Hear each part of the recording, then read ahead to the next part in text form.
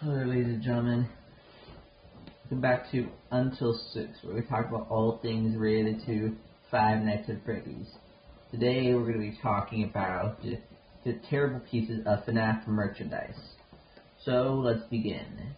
Now, we will be covering the bootlegs. Of course, most people talk about the bootlegs, but that doesn't really count because you don't really expect quality from bootlegs, now do you? You can't expect the bootlegs to be good. Of course, the most famous ones are the Latin American bootlegs, like the ones from Mexico, which are particularly horrible looking. I don't know how they end up making them that terrible looking. I've seen them before I ended up in here.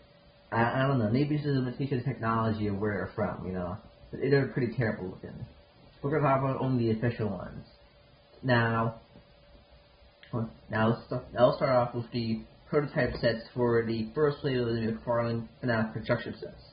Now, prior to their release in the summer of 2016 with the show stage, Pirates Cove, the office, and the backstage, we got to see a sneak peek look at them at a trade toy show, where we got to see early designs of the sets and box art. And the box art featured originally an SFM Freddy Fazbear, a darker colored version of Freddy, which wasn't that bad actually, but the Chica had the rosy cheeks and pink underwear of Toy Chica, when this was meant to be the original Chica. And for the office, there were two doors, regular doors, you know, handles, a power door, because in the actual set that released, there was no doors. There's an empty hallway space, but there were doors, you closed, you know? And there was even a roof.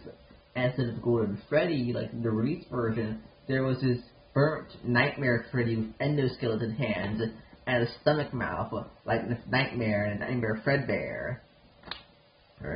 And it looked all weird. And Freddy's hat had a red band around the top hat, like he was Toy Freddy or something. And it looked really awful, and everybody hated it. And McFarlane got so much hate that they just decided to not release it and change it up to the version that we got today. Now, another commonly dissed piece of art of the toy merchandise is the keychains. If you know what I'm talking about, then you know. With the FNAF keychains, you'll typically see what I'm referring to.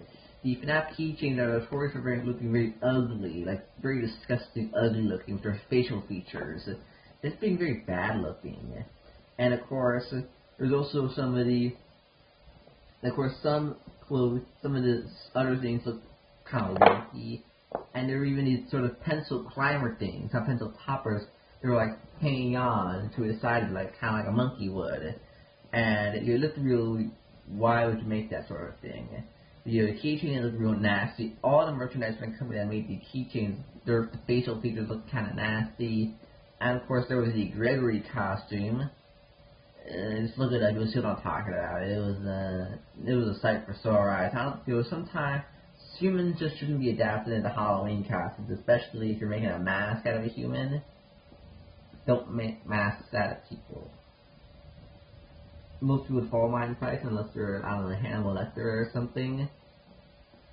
And of course, also there are McFarlane plushies. And McFarlane plushies had a lot of criticism over the years.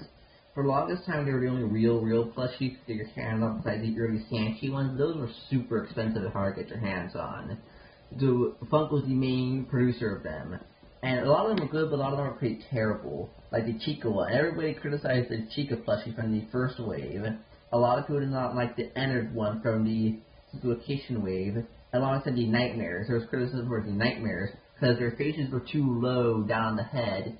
And it was really hard to actually see their mouths. Their mouths were too low down on the face, and it was hard to see their mouths. And the mouths really looked like this like duct tape added on there with like evil teeth drawn and black marker. It didn't really put much effort put into them.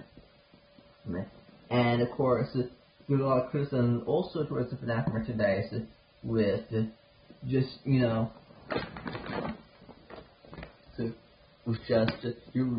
abundance of it, mass production, the black lights, of everything, the clown ones, when it comes to the action figures they made, clown action figures, they made about the black lights, they milked that thing for all it was worth, they were coming up with things that didn't even exist then, and never even existed. Again, Black Lives never existed in any of the games. There was never any clown ones. They went ahead and made those.